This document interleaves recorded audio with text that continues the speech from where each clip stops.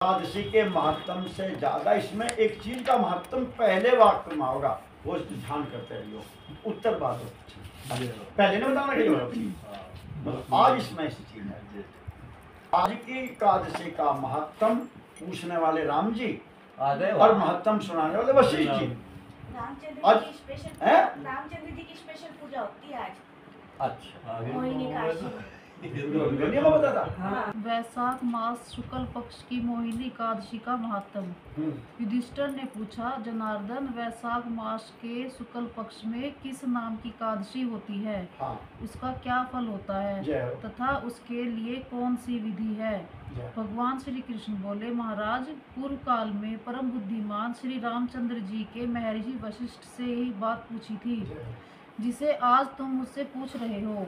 श्री राम ने कहा, भगवान, जो समस्त पापों का क्षय तथा सब प्रकार के दुखों का निवारण करने वाला व्रतों में उत्तम व्रत हो, उसे मैं सुनना चाहता हूँ।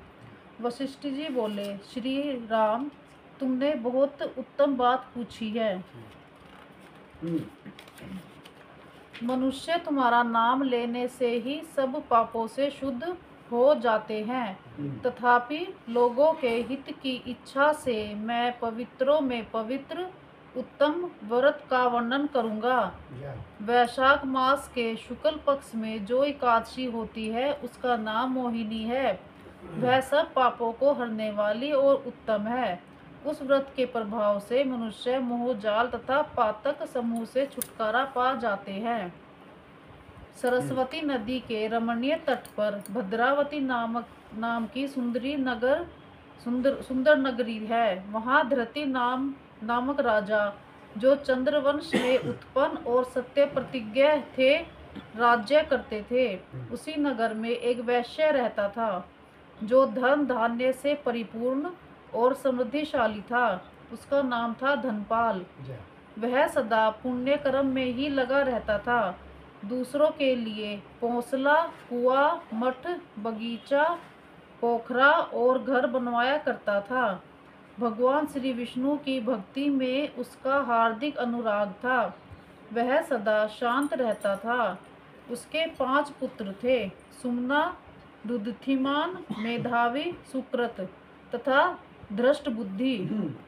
धृष्ट बुद्धि 5वां था। वह सदा बड़े बड़े पापों में ही संलग्न रहता था। जुए आदि दुर्व्यसनों में उसकी बड़ी आसक्ति थी। वह वैश्याओं से मिलने के लिए लालायित रहता था। उसकी बुद्धि न तो देवताओं के पूजन में लगती थी और न पितरों तथा ब्राह्मणों के सत्कार में। वह दुष्टात्मा अन्याय के मार्ग पर चलकर पिता का धन बर्बाद किया करता था। एक दिन वह वैश्या के गले में बाहर डाले चौराहे पर घूमता देखा गया। तब पिता ने उसे घर से निकाल दिया तथा बंधु बांधवों ने भी उसका परित्याग कर दिया। अब वह दिन रात दुख और शोक में डूबा तथा कष्ट पर कष्ट उठाता हुआ इधर उधर भटकने लगा। एक दिन किसी पुण्य के उदय होने से वह महर्षि कौंडिन्य के आश्रम पर जा पहुंचा। वैशाख का महीना था। तपोधन कौंडिन्य गंगा जी में स्नान करके आए थे। धृष्ट बुद्धि शोक के भार से पीड़ित हो मुनिवर कौंडिन्य के पास गया और हाथ जोड़कर सामने खड़ा होकर बोला, ब्राह्मण द्विज श्रेष्ठ, मुझ पर दया करके कोई ऐसा व्रत बताइए जिसके पुण्य के प्रभाव से मेरी मुक्ति हो। कौंडिन्य बोले, वैशाख के शुक्ल पक्ष में मोहिनी नाम से प्रसिद्ध एकादशी का व्रत करो। मोहिनी को उपवास करने पर प्राणियों के अनेक जन्मों के किए हुए मेरु पर्वत जैसे महापाप भी नष्ट हो जाते हैं। वशिष्ठ जी कहते हैं, श्री रामचंद्र, मुनि का यह वचन सुनकर धृष्ट बुद्धि का चित्त प्रसन्न हो गया। उसने कौंडिन्य के उपदेश से विधि पूर्वक मोहिनी एकादशी का व्रत किया। नृप श्रेष्ठ, इस व्रत के करने से वह निष्पाप हो गया और दिव्य देह धारण कर गरुड़ पर आरूढ़ हो सब प्रकार के उपद्रवों से रहित श्री विष्णु धाम को चला गया। इस प्रकार यह मोहिनी का व्रत बहुत उत्तम है। इसके पढ़ने और सुनने से सहस्त्र गोदान का फल मिलता है। भगवान की जय। मोहिनी एकादशी की जय।